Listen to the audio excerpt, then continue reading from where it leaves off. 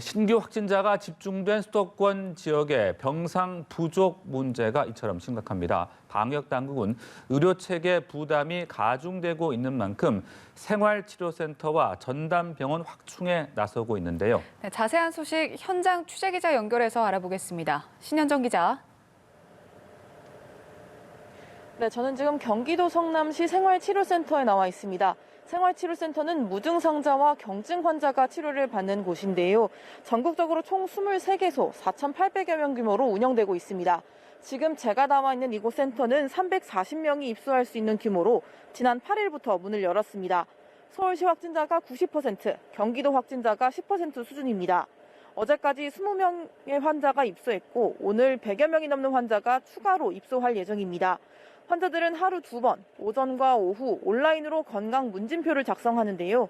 이 결과를 토대로 의료진이 전화를 걸어 약 처방 등 필요한 조치를 취하고 있습니다.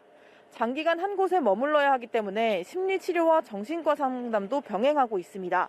보통 10일 이후 증상이 없으면 퇴소하지만 증상이 악화된 경우 대학병원 등 상급병원으로 옮겨집니다. 센터 관계자의 말 들어보겠습니다. 1년 정도 되니까 많이 지치기도 하는데요. 국민 여러분들이 생업이라든지 이런 데 지장을 많이 받으시고 이제 그런 거에 대해서 마음이 많이 아픈 것 같습니다. 열심히 이제 노력을 해가지고 최대한 빨리 코로나 사태가 종식이 될 수 있도록 노력하도록 하겠습니다. 구체적으로 얼마나 병상 부족 문제가 심각한지 또 어떤 대책이 나오고 있는지도 전해주시죠. 네, 집단 감염이 잇따르고 있는 수도권 지역의 경우 병상 부족 문제가 심각한 수준입니다. 확진 판정을 받더라도 입소할 수 있는 시설은 물론 환자를 이송할 수 있는 구급차가 부족해 자택에서 격리하는 경우가 속출하고 있습니다.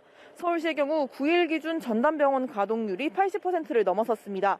즉시 입소가 가능한 생활치료센터 병상도 428개에 불과합니다.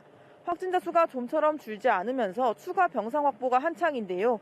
서울시는 컨테이너형 이동병상 150개를 동원하기로 했습니다. 오늘까지 서울의료원에 48개 병상 설치를 마칠 예정입니다. 경기도도 비상인 건 마찬가지인데요. 지난주 일평균 생활치료센터 입소자가 퇴소자보다 19명가량 많았기 때문입니다.